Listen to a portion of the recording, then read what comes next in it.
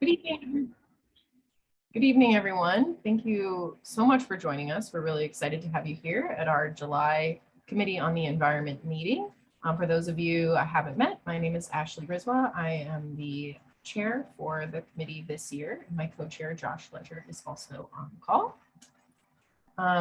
As we start every meeting, we do want to thank our sponsors. We could not put on these events and curate this content for all of you without their support. So we really appreciate Lake Plato, Hill and Wilkinson, and Pilgrim for continuing to support our work this year.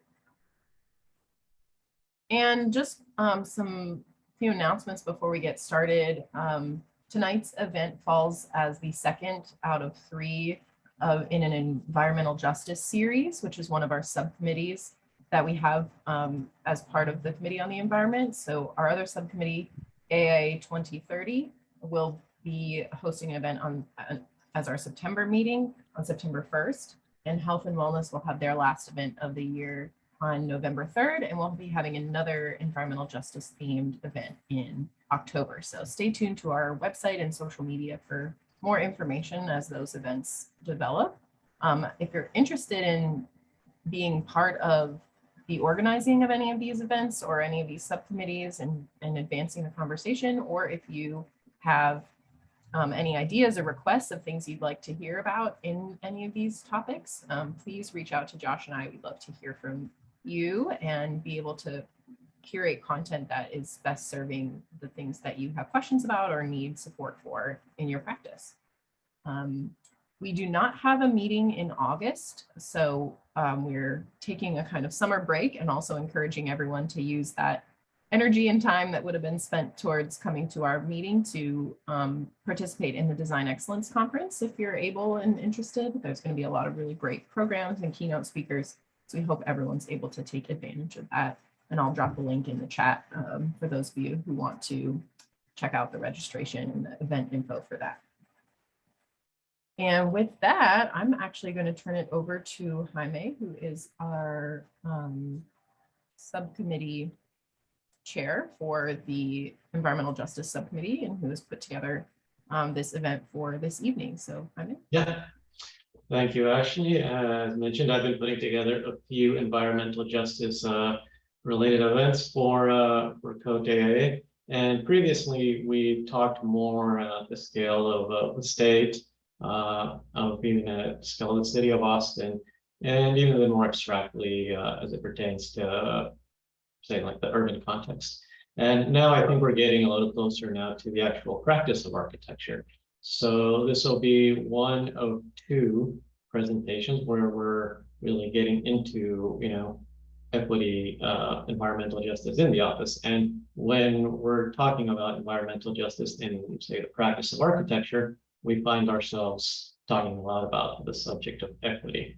And this presentation will focus on equity in architectural practice, like the actual practice of architecture, the work that we do. And the next one will be, say, about inner office equity, say like representation within the office and such. And so for this subject, I thought there was really no one better than Donna Carter here, who's going to be with us. She's got, of course, an extensive resume.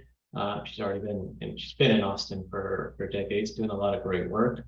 She's the president of Carter Design Associates, doing architecture, planning, restoration, cultural landscape work, lots of things, lots of board positions for nonprofits, Houston Pilsen University, Austin Seton Family Hospitals, AIA Austin as well. Prior to all of that, she came to us from UC Berkeley with also a BA from Yale and even some time in Cairo, Egypt. So with that, I'll hand it over to Donna and take it away. And just to set up the presentation, we hope this is going to be a little more interactive than our usual. So rather than waiting for questions at the end, please ask questions as we go. If you look at your screen, you'll have a little reactions icon there, and you can raise your hand. You can also type your question in the chat, and Ashley and I are going to keep a watch. So take it away, Donna. All right, thank you very much for having me here this evening.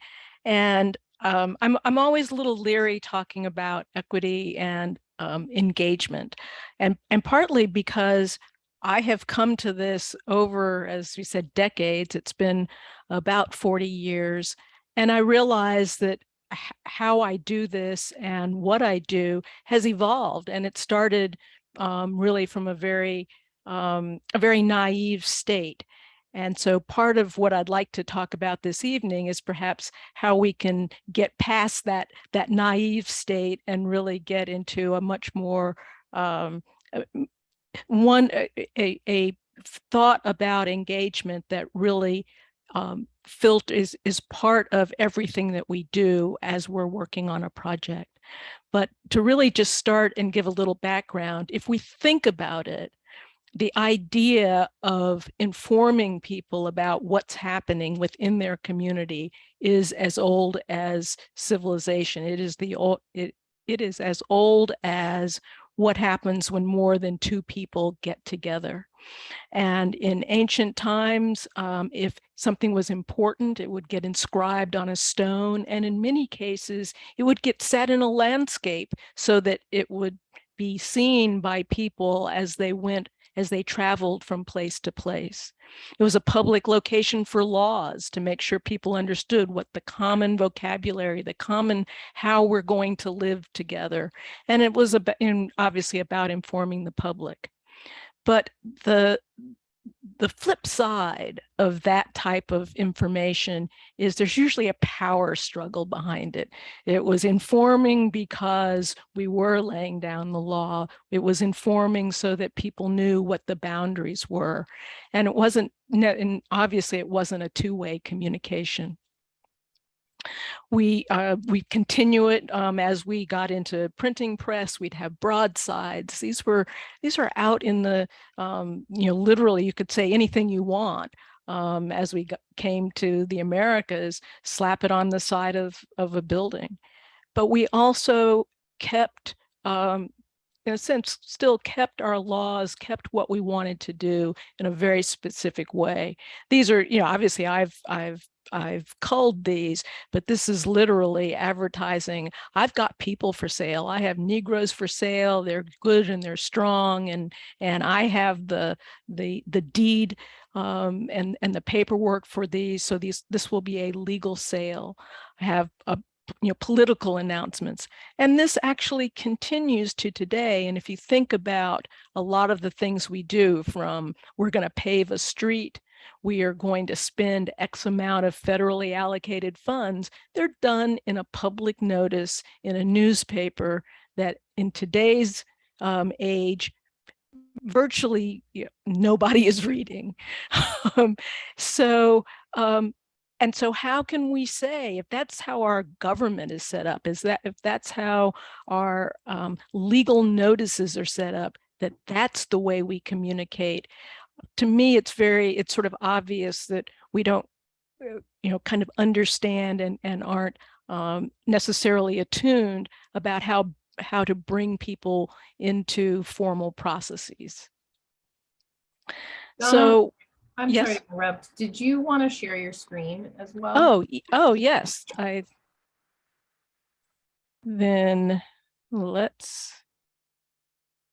thought we had already set that up. Yeah, I think I overwrote it when I shared. Okay. Let's see how we're gonna do this.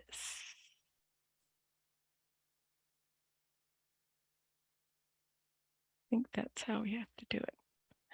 I'm very sorry. Well, I will hopefully be able to go back. No, let's.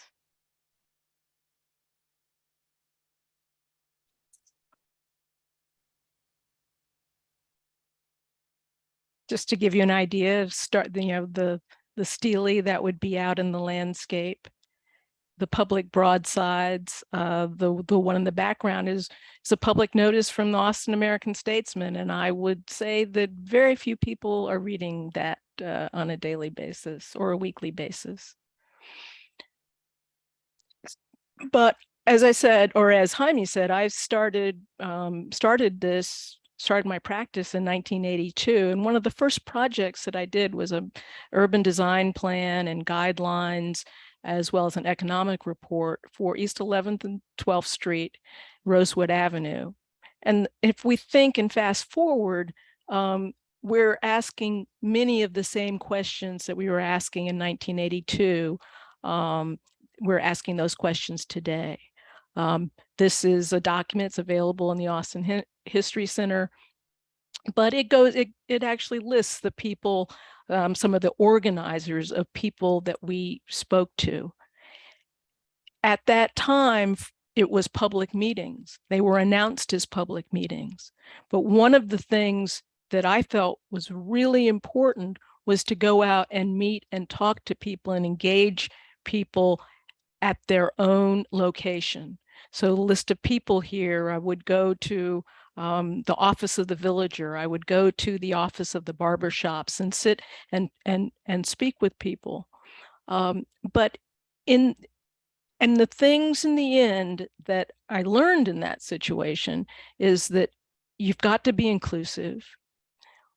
You have to be authentic and allow people to speak to you in an authentic manner. There has to be ownership, and it's not my ownership. It has to be the ownership of the community that we're working with. But ultimately, we want it to be evolutionary. It really should. The discussion should be able to evolve. It should be able to change. It should be a foundation that works even once I, as the planner or the architect or the designer, walks away. And to a certain extent, I think that happened. Did the plan get executed? No, but if you actually go back and look at it, some of the language was really quite prescient, in the sense that we talked about infill housing. We talked about increasing the density so that we'd have both rooftops, we'd have people that lived there, but we'd have money that would need to be spent within that area. But we talked about form, and this was in 1982, and all of our guidelines were these little diagrams that were talking about how to link the form that we found on the ground and what would be built, what would be new. And that all came from discussions within the community. What do you like? And there's some tools later that we showed. What's interesting is we talked about having little pop-up shops, little literally almost like stalls that could be folded up, packed away, and then erected in different locations. And in some ways, this is Kenny Dorham's backyard. We're doing that today. It probably took 30 years. But for me, what that said was that the community actually had an understanding of how it could evolve, and that there was something that kind of rang true through that whole process. And we talked a lot. And it is something that over the period in 10 years, we would have some of those same discussions. And then we would see, how did things have to change? We still did a lot of form-based in terms of how things would be infilled. And it literally, we went block by block. The forms, the density per block might get amended. We might have a public meeting. Hey, I think we can put more here. And so these literally are changes that after public meetings would become codified and become part of the regulatory plan. Obviously, in this case, there's a lot of background, a lot of history to this. And some of it was controversial then, is probably even more controversial today. And to me, that says that is why these discussions, the opening it up to the public, not done strictly as regulatory changes, not done strictly as quite honestly, with staff and then go to council, but from within the community is so important because it does change and the needs will change, but it still comes from the roots of the community. Obviously, and we did a lot of that, and we did a lot of it scratch on paper, just start to sketch. It doesn't have to be pretty. We can just put any kind of symbols, words, arrows that start to document where we are and what we would like to be. Biggest question, and my problem in some ways with practicing architecture is, for whom are we designing? And in many cases, my feeling is we're designing for the architect. We're designing for our peers. We have ideas, we have sketches, we put things down on paper crudely or to the absolute minute detail. And often we miss the mark. And the question is, how can we provide what we feel is good sound design practices, but allow ourselves to be open enough to actually channel the design efforts of the community in which we're working. And part of what I see as the social justice and the equity side of this is opening up design, opening up, working through the issues of design, building a building, building a campus to the lay person, demystifying to a certain extent what it is we do and how we do it. How do we break down the spaces, explaining why we draw the diagrams we do, what we're trying to show with those diagrams, and how we can integrate the things that are important within that community. This was pretty much how we went through the first programming for the Carver campus, which included a library, included historical building, as well as the new archive and cultural center. And interestingly enough, our ideas about what we thought the design should look like and the way we wanted to, in a sense, design the building, we found out very quickly that it was not necessarily resonating with our, not our client was fine with it, but with the people that we really felt were our clients, which was the community as a whole. And so having to make that pivot and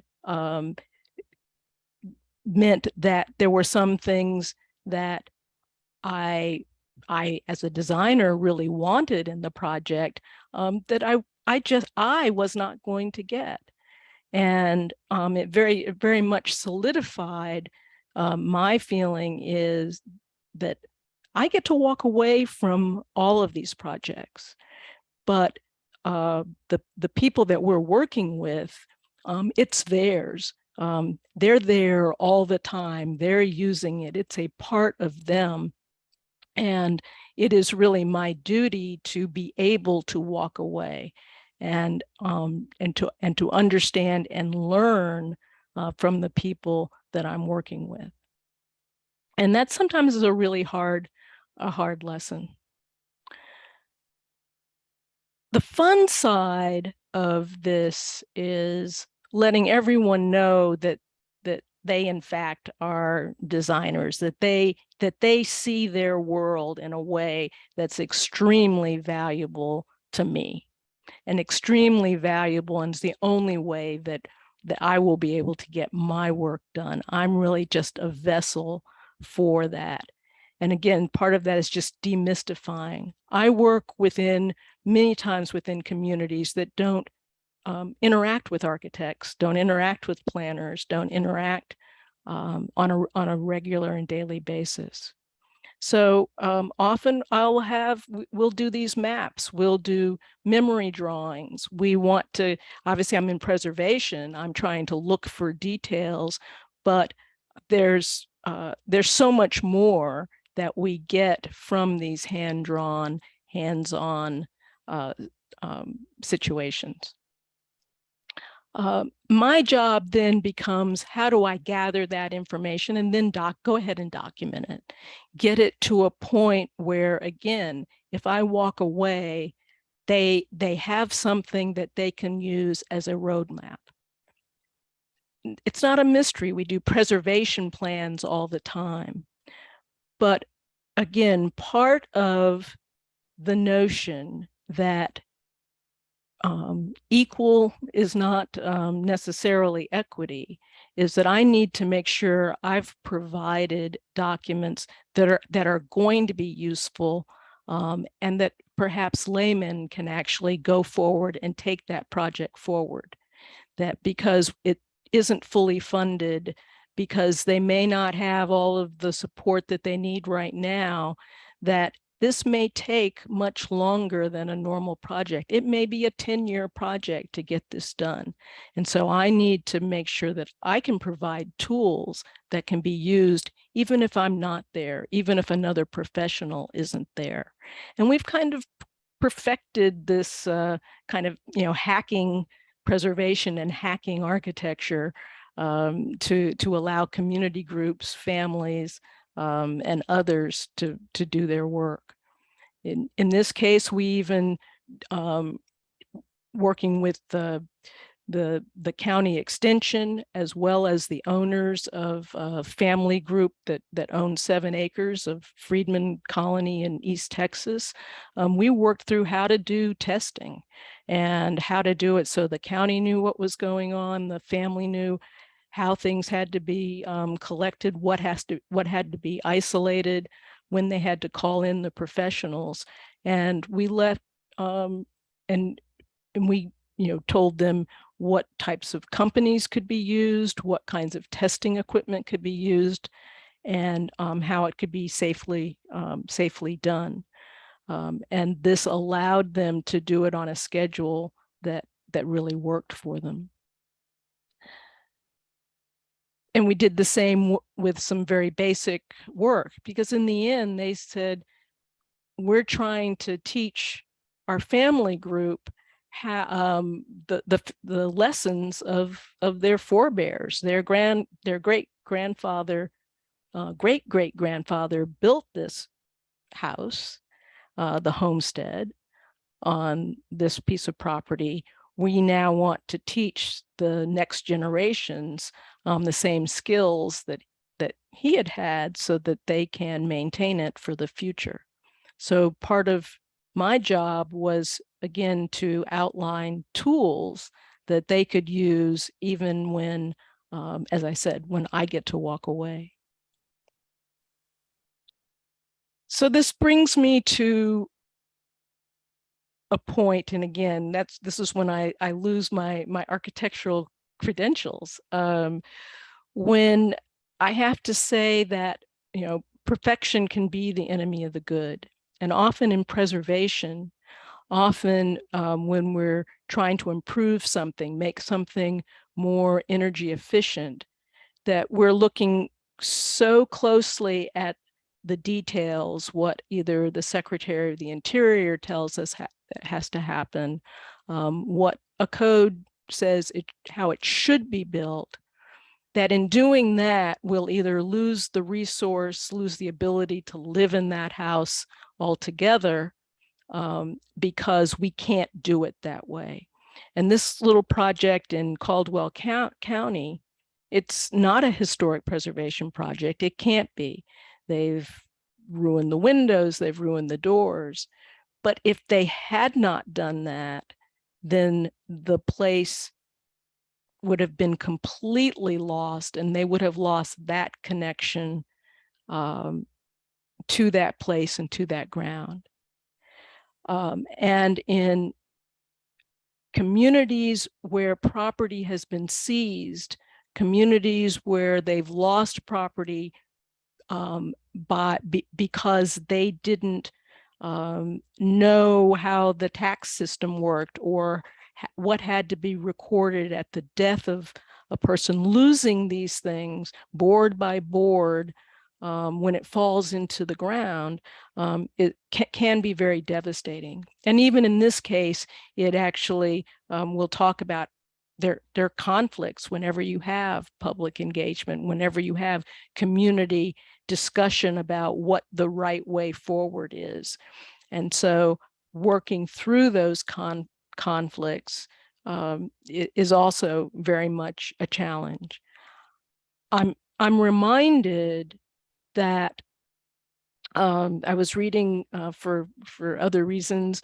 I was reading the city plan, the 1928 city plan, and one of the things they were talking about, interestingly enough, was historic preservation, and they mentioned the French legation. And in 1928, they said it was in such bad shape that it will probably fall down, and we won't have it. But the city should acquire and secure that piece of property, so at least they can commemorate the site. And it's too bad that the building will be lost, but at least we can save the site. And of course, as you know, they've done a wonderful job of restoring the facility, and it's still here almost 100 years later. So being able sometimes just to retain a little bit, and maybe at a later time this could be actually recreated, and as its sort of true picture of historic self. But in the end, it's not just buildings, it's connections, it's the items, it's the things, and it's the way that you can interpret it. And kind of teasing that out in a sense in a public setting is part of what it means to really give the client, give the community agency in what it is that they're doing. As I said, my view of preservation is sometimes you're going to have to do things a little bit differently. And again, trying to make things sustainable, we need to get insulation in, we need to put our modern equipment, whether it's light or light switches or utilities.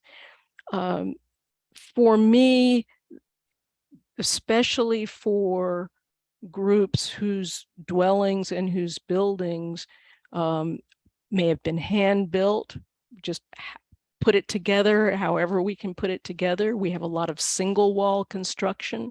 We see that in cities, we see that in rural areas.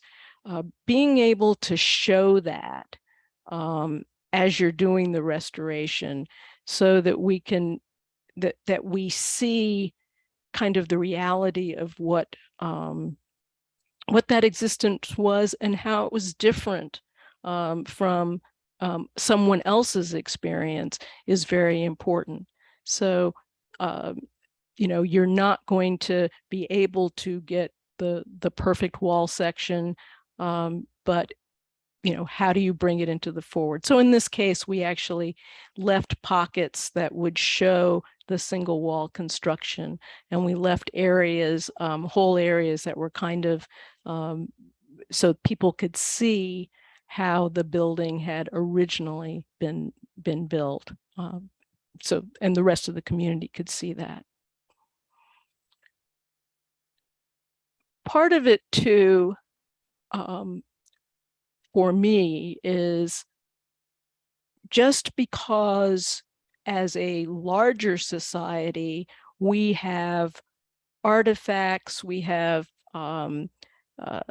archaeological finds and shards and pottery that we seem to have a lot of, and we can interpret it. We know where it was in history.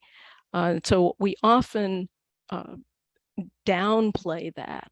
Whereas in communities whose history it has not been valued, has not been kind of risen to the, come to the top, often these very small objects objects that we have a lot of that normally would not, find its way into the state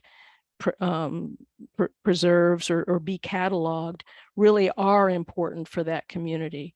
So quite honestly, in all small projects, small developments, rural communities, for me, archaeology is right up there at the top, that we need to be looking below ground, at the ground, look at what's been overbuilt, look at all of that, and at least allow people on the land to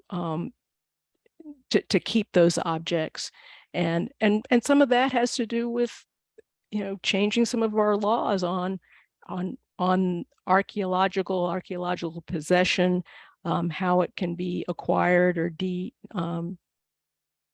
decommissioned. So, but it is very important because, again, certainly within the African American community, we have lost a lot of our artifacts. They're just not there. But the fun part of all of this is, as you're talking to the individuals, seeing the individuals come together and making, what now is a new community, and a community, whether it is around an artifact, obviously like it when it comes around a building that they want to preserve, but bringing not only the original community together, but having that community be able to really tell their story and invite the larger community to partake. Again, preservation, and the preservation part of that, or part of this, is we may not be able to do the French legation restoration. It won't be to that level, but because it isn't to that level, doesn't make it any less important or any less miraculous that it has survived and that it will be preserved. And again, in this case, it's volunteer labor. As I'm drawing small sketches for the group, and then also talking to the carpenter, and we're saying this is how we have to do it. We're imparting and using the Secretary of Interior's guidelines, but we're trying to pass that forward. We're trying to give as many of those skills to as many of the people, young people alike, so that if we don't have the means to have, my firm or some other firm continuously involved, that they still have the knowledge set to keep the project going. And so to me, that transfer of knowledge, that transfer of abilities is really part of making communities sustainable. And it's really part and parcel of, I think we have an obligation to do that. And in this case, it's a very interesting little building that, and trying to get it all together, and we're finding lots of things about it, and it's being preserved right there within the community, and it's a piece of a much larger neighborhood that was that never really had a focus. Now, what is it going to be as a historic district? And getting this building done is going to actually help focus the effort for the rest of the district, and I think will ultimately be very good. This is a project in Jefferson, and it's had many communities around it, but it's here that part of engagement is also, as I said, education. And in this case, we're actually working with an educational foundation. It's also a case where we had approvals from the state, we had approvals from the feds. In the end, it was done with local, some volunteer labor, and it did not get built the way any of the approvals went down. So there were things that we had to kind of, or they had to kind of beg forgiveness. But again, it is a situation where probably waiting to, or doing it the way it had been approved, the whole resource may have been lost because they just couldn't have done it that way. But it was quite a transformation to see the building change, and it's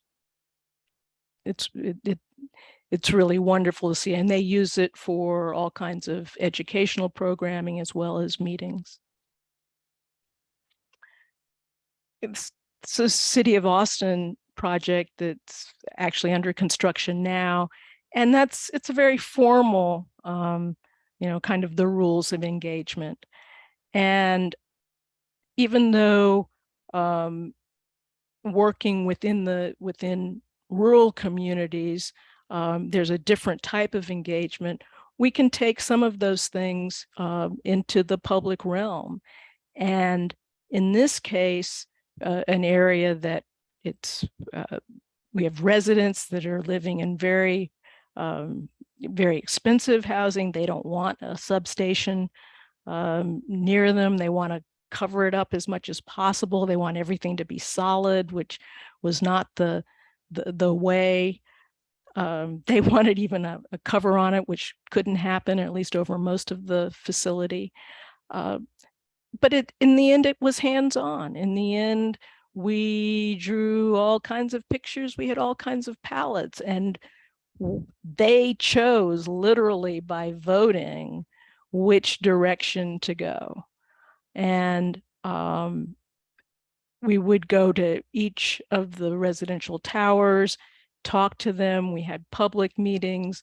Votes were public. You could vote in private as well. And we are now, in a sense, carrying out exactly what they were voting on. We dealt with the issues that came up by what their concerns were, but it was a very, in a sense, it was a very scripted type of engagement. For me, not quite as satisfying. Mainly because in some ways we can say every decision we made was because we were directed by someone else, and I think that can be a false cover. And one, as I said, I'm much more kind of down in the trenches on that. But it is a way of getting information. It is also a way of bridging in I think the next project, it's a slightly different one. Actually, go back to this. It is a way of bridging and having groups that may not see eye to eye on something, or may have different desires, to see why the compromise has occurred. I think and this just the little writing down at the bottom is really this project. This is it's going on now. It's a Brackenridge Park in San Antonio, and it's kind of an example of how cities, how large organizations not to do engagement. It almost goes back to the 1970s, where you kind of figure out what it is you're going to do, and then you go through a very scripted, kinds of description of the project. You say that you're getting public input, but in fact, a lot of the design, a lot of the decision making has already been done. And even if the design changes, even if the points look like they're being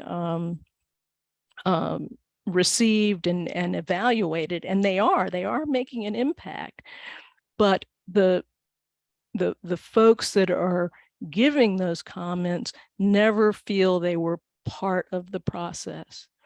And it's unfortunate in this situation because a lot of good work is getting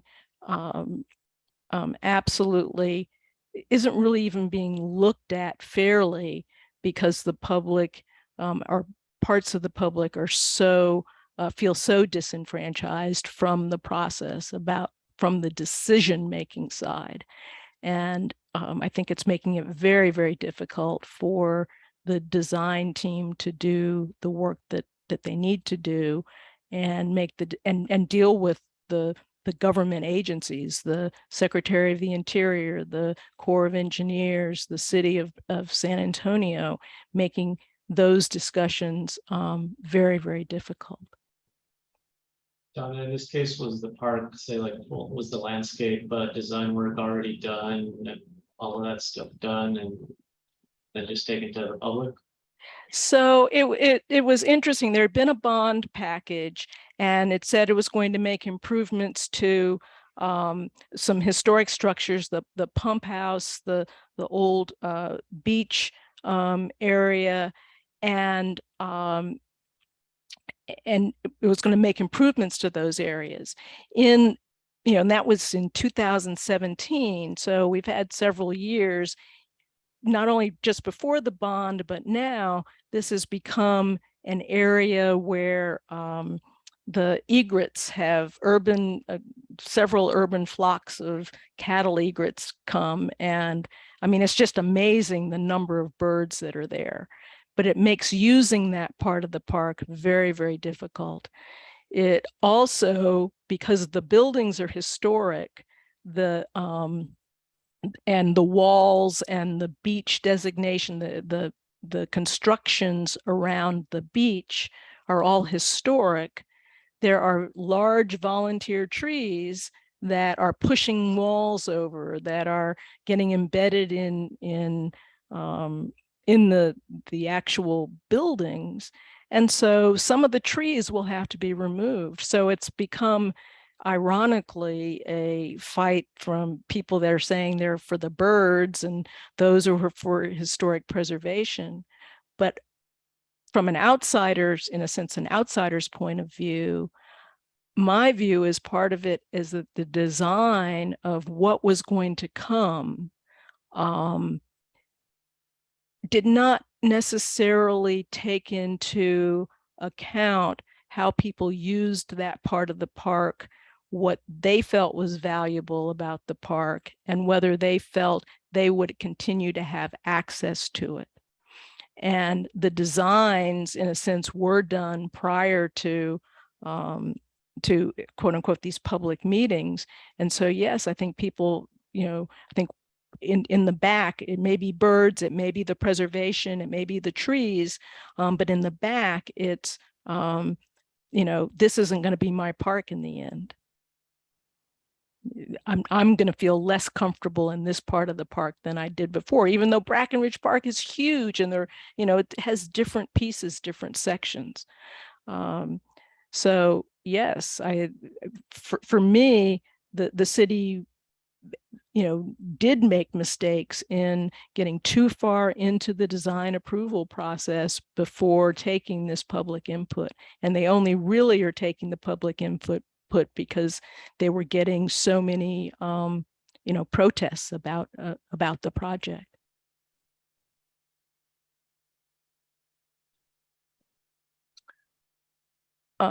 This slide's got a little out of my order, or I reordered them, I should say. But again, this is a situation where, and I think bond projects and large institutional projects are really, they're tough because the need for the project happens in 1 year. then you have to get support for that. The allocation is maybe 2 or 3 years later, in terms of, well, how much is what they want really going to cost? And then suddenly it doesn't get on a bond package. You may be 5 or 6 years in, and how much it costs, what that program really is, the people that are involved, that they're constantly changing. This is Bartholomew Pool here in Austin, and it was a situation. The pool was cracked. There were soil problems, all kinds of issues. The pool was going to have to be totally reconstructed. City of Austin said, oh, it's going to be done to our new pool standards. That means we're going to have 4-foot pools. We're not going to have diving anymore. We're not going to do this, and this. And when, even though we hadn't designed anything, just that program, the community was up in arms. So we started out with people angry at us. You're taking this away, even though it had been closed for over a year. And we went back to the client and said, look, we think we need to start over. We need to let the community develop a program with us. And so we literally took blank site plans, gave them pictures, pieces of equipment, crayons, any stickies, any kind of implement, to start to tell us what they felt the program for this facility should be. And in the end, diving turned out to be a huge part of the community. Parts of it were even part of one of the few places where African Americans could learn, because that was in their neighborhood, go and learn how to dive. And memories of that were coming from people, but others not even from the neighborhood. Oh yeah, that's where we had synchronized swimming. That's where we did this. And so we really got a history lesson as well as a programming lesson in that process. And back to San Antonio with a totally different outcome, a situation where for a variety of reasons, there was going to be a park at this location. This is the Hayes, it's a park near the Hayes Street historic bridge. And a lot of controversy around property and developers and how certain pieces had been acquired, and a lot of struggle to get the bridge restored. And that's all kind of behind us at this point. So we have a very small park. What do we do with it? Very interestingly, first public meeting was, help us design your park. What should the program? It's a small park. We have a limited budget, and we were thinking this was really the kind of historic park to go with the bridge. And what happened was the skateboarders came out. And a very large portion of this and they did it by voting, they did it by stories, they did it with people, will be both a beginner's and a more advanced skateboard and a skateboard park. And it actually won over the bridge preservation people. So I literally had public meetings with skateboarders and little kids just learning how to skateboard with retired railroad people who were praising the bridge. And it has continued really to bring not only that community, but a lot of people out. And we're still gathering stories and planning our artwork really around the stories that are coming out about the railroad, about the connection into downtown, that the railroad bridge, when it was no longer used as a railroad, allowed people to move across the bridge. And so that's been kind of a That's kind of the obvious in the same town, same, same agencies, very different outcome. And with that, pretty much done. And any questions? And I realized this was much more of a history lesson than kind of where we are today. And I think in closing, what I'd like to say is, for me, it's very rewarding to see. I think we are changing so that we're having these conversations in a much deeper and much more engaging way. And so my hat's off, and I really applaud these next generation of you guys. I think you're doing a lot better than we did. Thank you. It's very inspiring. And yeah, let's open it up directly for questions from anybody. Feel free to go ahead and unmute yourself. Anybody has a question? Comment?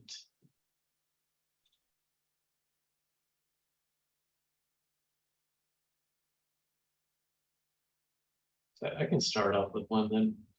Donna, I see a lot of care and patience in your work.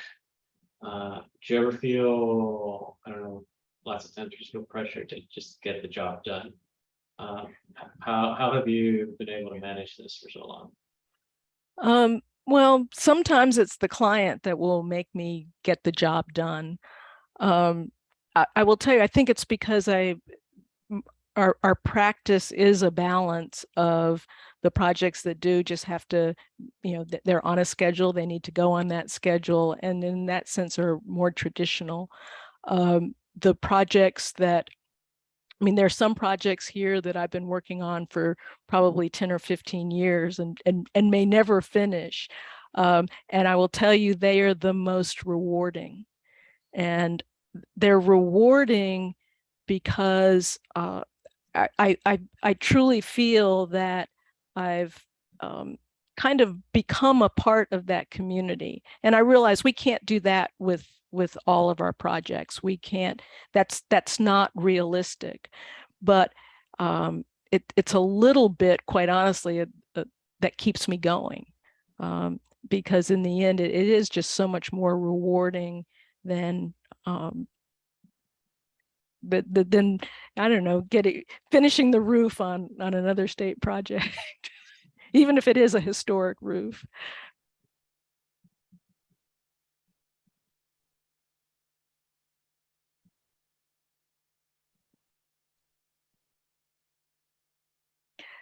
One of the things that is not so much about engagement, but to me is very much about environmental justice is, and I talked about demystifying some of the things that we do. One of the other things that I feel very, very strongly, and I don't, and I realize we are approaching existential crises in terms of energy, in terms of climate. But what do we do in a society that has people who are homeless, people who, because of this climate change, maybe, their residence has been absolutely inundated either by flood or or hurricane. And we can't put everyone in new housing. So what do we do to make the housing they have, the thing that they actually have in their hands, how do we make that more efficient? And if we can't, and for me, it means we have to kind of understand their structure from where they are. And in many cases, that's not going to be buttoning it up and not having any air get in, and we're not going to be able to change out the windows. We're not going to be able to we may not even be able to put in an air conditioning unit. So how do we make that building function the best way it can, that can be operated by the person that's living there with the resources they have. And so one of the things that I have been trying to do over the years is, again, put together a kit of parts that allow people to kind of operate their old leaky boat. How to keep it afloat, how to keep it on the water. And I think we need to spend a little bit more time on that, because everyone can't afford to just go out and get the brand new thing that's the most efficient and whiz bang and does exactly what it's supposed to do. Yeah, that makes me think of something else you also mentioned, which was when you're doing your preservation work and you're leaving behind information for, I guess, your client community there to continue with the work after maybe you moved on to another project. There's, I guess, a transfer of knowledge there, a little bit of a educational information that they didn't have before. Then I also think of, say, like the participatory process there with communities. That community that came and they saw that there's a successful, I'll say, product of their involvement, hopefully feels a little bit more empowered. And it makes me think that those are, in a sense, a little bit equity practices. I certainly feel that way. And you do have to kind of reel people back too, because you know if you say, oh yes, we can, you can make those changes to the building, one of the issues is, no, they can't just lickety split and make all the changes to the building. So it's as in any learning process, you don't, there still have to be some training wheels. There are some things that you do not try this at home, do not attempt this on your own. So finding that balance that allows them to fundraise, that allows them to get other people involved, that that gives them a little bit of oomph, so that if nothing else, they can look to the building official, look to the people in town and saying, okay, if you feel really strongly about that, we feel strongly that this needs to be this needs to be saved, help us get this done. So for me, that this is all about and it's hard, it's sharing of power. It is sharing of and quite often we hold up the big projects, the ones that in a sense grab people's attention. And I say this a lot, quite honestly, in East Austin. We pick something and we gravitate around it and we say, this is the big one. And it's almost like a magic trick. Look at this hand right here, and they're doing something else on this side. And we've lost so much of the fabric of East Austin because of that. We've saved one or two things, or we've got exercised about one or two things, and we're focused on that. But then lot by lot by lot, we lose it. And, for me, a real question, I know that the cost of housing is tied to the how much housing we have and whether there's a shortage of housing. But right now, what we've done is we've wiped out a fabric. In many cases, we've put the denser housing in, but the cost and to move into that denser housing is still high. We have supposedly affordable units in projects that they're affordable because they're 500 square feet. And even at that, the person that could live in that one room still can't afford the rent in that particular place and can't get what they need in that 500 square feet.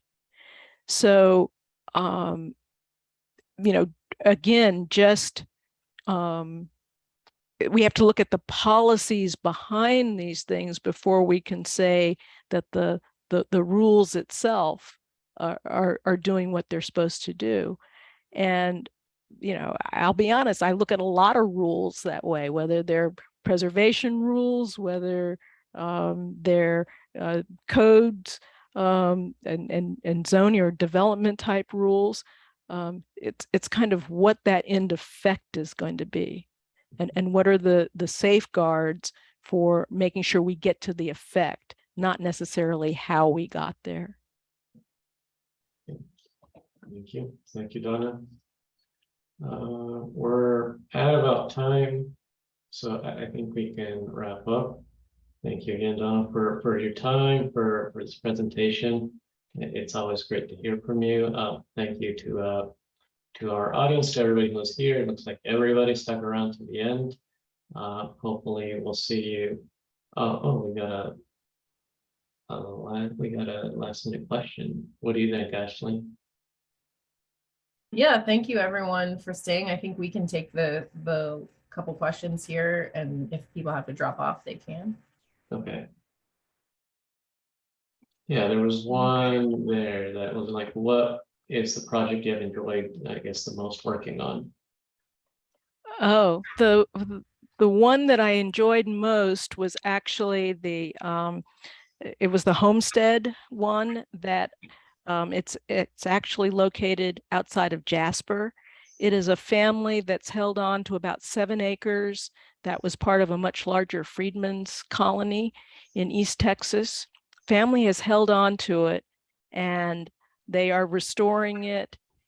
They actually host a Purple Hull Pea Festival at the site every June.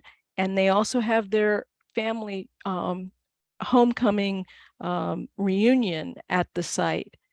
And this year they invited me and they made me a member of the family. But they had 4 generations of people. 3 generations are working on the property, working on the house. They've rebuilt the house and several outbuildings. They've done some archaeology on the site, and the 2 younger generations are just as excited about the project as their elders. And so to see that for me has been, that's the most exciting project that we've worked on, and just feel for me has a very deep, and it's going to have a lasting influence.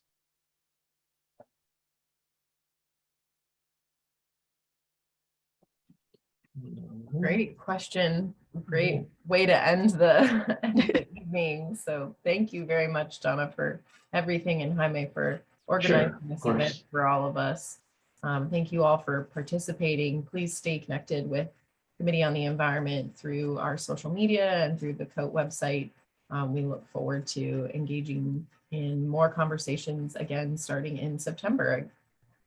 Thanks all for joining. All right. Thank you, everyone. Thank you for having me. Of course. Thanks, Donna.